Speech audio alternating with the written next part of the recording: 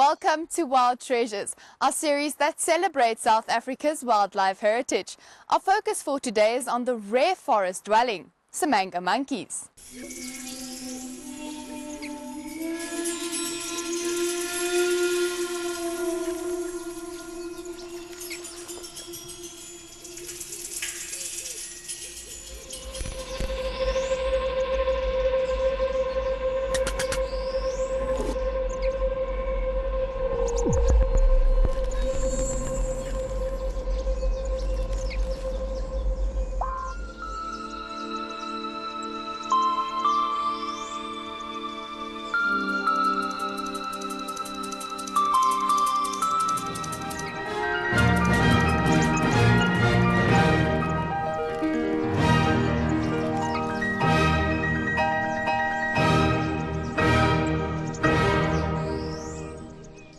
Also known as Samango monkeys, Samango monkeys are frugivores occurring on the east side of Africa, from Ethiopia all the way down to South Africa.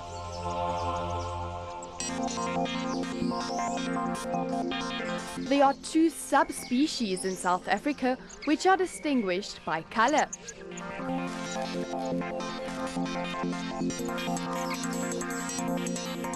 They prefer to live in evergreen forests, with most populations occurring in KwaZulu-Natal, at the St. Lucia estuary.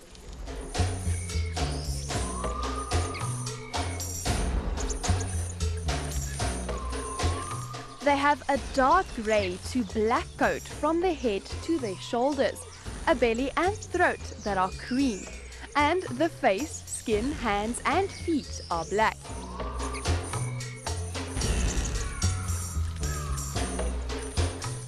The males weigh between 7 and 9 kilograms, while the adult females are slightly smaller, weighing up to 5 kilograms. For a meal, Samango monkeys prefer fruits, some leaves, flowers and insects, which they eat as a source of protein.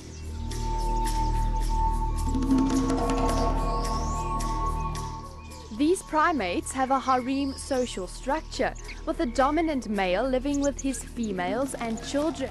They have an interbirth of more or less 2 years, with the young born after a gestation period of about 140 days during the warm rainy season.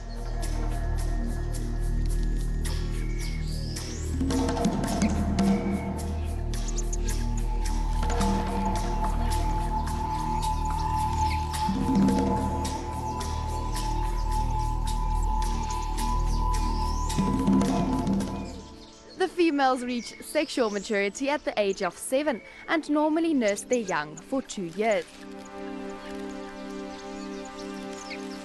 A Samango monkey can live for up to 30 years in the wild, provided that they don't get preyed upon. They are known for their vocalization of the ka-train sound or payao sound when they sense danger, a warning sign to make the other members of the troop aware.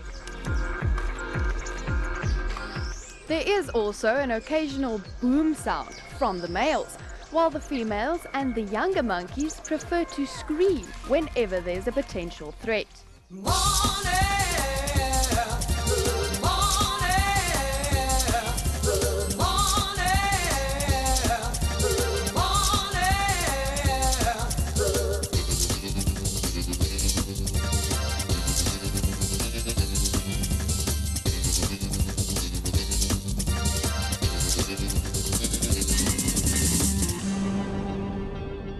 Just like baboons, Samango monkeys form a harem social structure, which can benefit as well as work against them in the long run.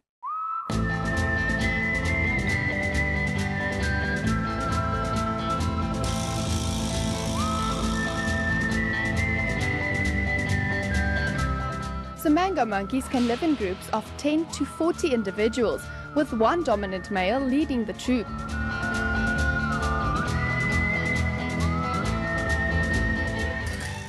Males spend their time fighting and showing off to attract the females, who find the strongest male attractive.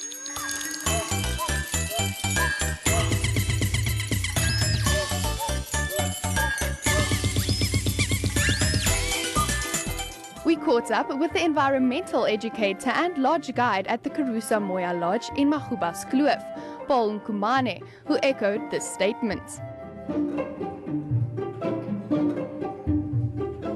Yes, they've got all sorts of different calls, like the female, when there's a male around, because you know the males are always fighting for the female.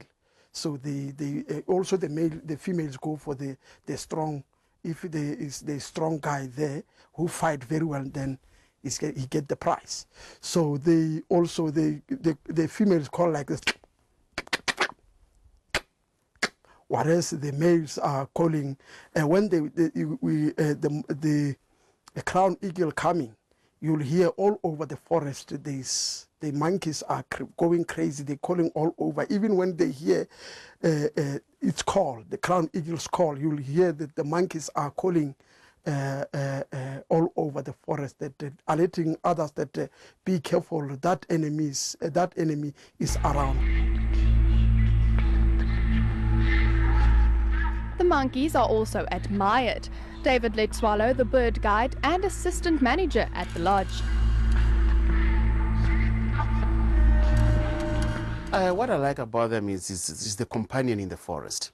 They really keep your company walking through the forest. The sound and sometimes they just get quiet and you pick up a call in the distance, but it just shows that there is life where you are. You're not alone. You're with someone. The lodge, which is situated on the edge of Magubas Kloof Mountains, is suitable for these tree-dwelling primates.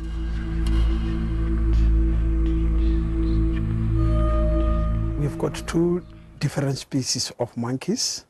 The vivid monkey, which is the normal one, and there's also the Samango monkeys, which is the forest speciality, only found in the forest. Academic Program Manager at the Samango Research Center, Bibi Linden, is very fond of the monkeys. So much so that she's currently busy with her PhD studies at the University of Venda on this particular species. They're fluffy, and that is just a sort of obvious thing to say, but I think they've got everything they need to have if you want to convince people that they should like them and protect them. So they've got this baby face, the fluffy hair. They are very entertaining to watch. So the youngsters play, they would swing on a liana and drop on top of each other, so they can be very entertaining. They make you laugh if you spend a couple of hours with them. And I think they're just actually beautiful and fascinating creatures. Samango monkeys are one of the monkeys which are called gentle monkeys. They can be very quiet. They can even sneak behind your back without you noticing that they're going through. So every time when they're in the forest, they make the forest to be alive. If an eagle is flying over and you're trying to look at birds and you're trying to look for this eagle, you just listen to them. They're doing alarm call. The young ones taking off, jumping down to the lower part of the forest to hide. Then it makes it very unique.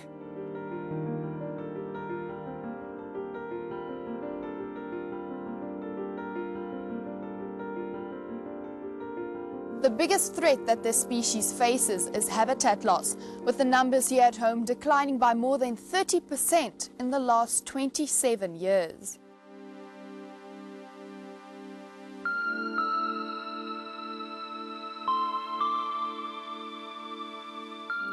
There are not many indigenous forest regions that can accommodate these monkeys in South Africa. Unlike the velvet monkeys or baboons, Samangos prefer long forest trees for their livelihood.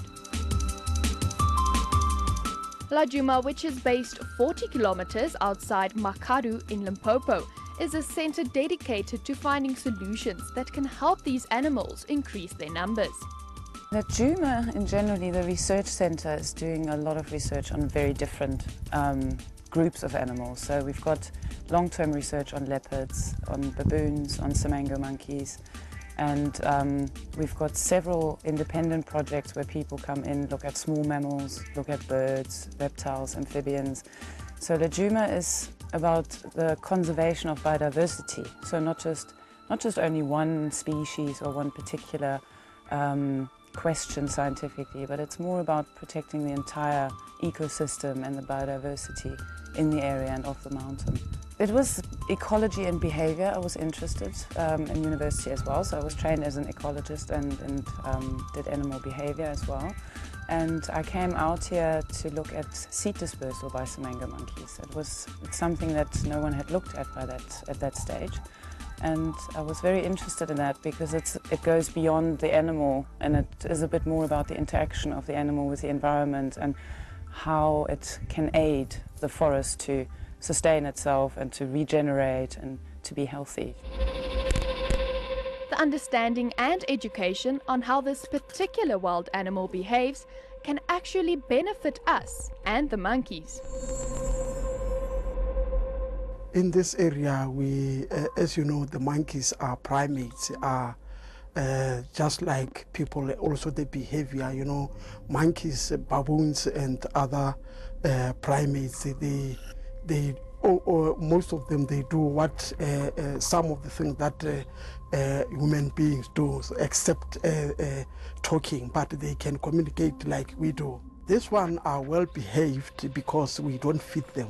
We also encouraging and telling our guests not to feed monkeys, because when you start feeding them, then they put their life in danger. There are many challenges that Samangos face, including collision with cars whenever they need to cross the road. There are several factors across the country, and here specifically there are different factors, so we can't generalize about how the Samango monkeys how the populations are doing, for example, at the coast in Sodwana, or how they're doing here. There are several different factors that are of concern in conservation terms. One thing is that historically and also current, we had a shrinkage of forest due to extraction of wood for firewood, some areas for charcoal production. Human populations are expanding. A big concern here in the mountain, or with many of the Afro-montane forests, is that they coincide with plantation industries. So timber plantation, gums, blue gum and pine plantations. So they have encroached in large areas in the east onto the indigenous forests. So that is a concern, that the habitat itself is very fragile. It's also a very small part of the country. It's only 0.4% of the country has indigenous forests, and the Samango monkeys rely on that, not like the vervet monkeys or the baboons. So if these forests are not protected properly, the monkeys will disappear. These monkeys are also killed for muti, besides facing the natural predators like the leopards and the African crowned eagle on a daily basis. Direct persecution for the muti trade, that certain body parts of the monkeys are traded, hands for example. We've heard stories that if you put a hand into a shop, then it brings more customers. The skins are used. Further snaring, often not intended to catch Samango monkeys. Snares put out in trees is often for dassies, for hyraxes, but there's a risk that a monkey gets the hand in and thus gets caught, even if unintended. And we have seen a lot of, in other parts, not directly here on Lejuma, but that hunting dogs and people who go hunting, that they can have an impact on the animals as well. So yeah, there are several different issues also across the country.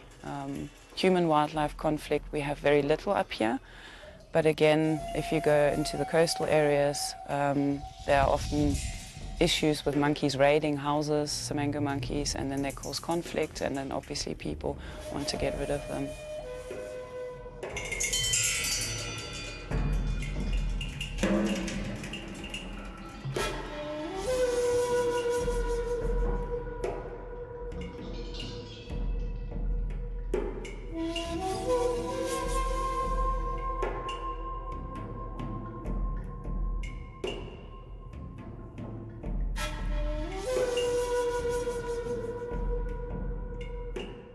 Time for us to take a break. We have more on this fascinating animal when we return. Don't move.